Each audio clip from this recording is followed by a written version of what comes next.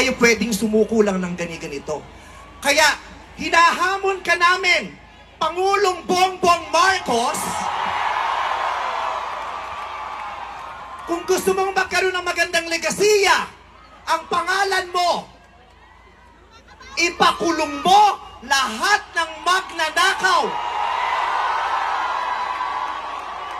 Nakatingin kami sa iyo, Pangulong Bongbong Marcos, at inaasahan ka namin, hindi dahil sa idol ka namin, kundi dahil sinaswelduhan ka namin at inaasahan namin na tutuparin mo ang inuutos naming mga employer mo.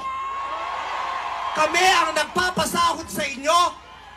Tapos na ang panahon na natatakot tayo sa gobyerno. Takutin natin ang gobyerno dahil ang kapangyarihan nasa sa atin, wala sa kanila. Nakatingin kami sa inyo. Ipakulong lahat ipakulong. Bawiin ang mga ari-arian. Bawiin ang mga ari-arian. Pati atay, i-donate. Ibigay ang atay. Pati mata, i-donate. Walang ititira kasi nga, hindi tayo pwedeng maawa dahil mga Maraming salamat sa inyong lahat. Sasamahan namin kayong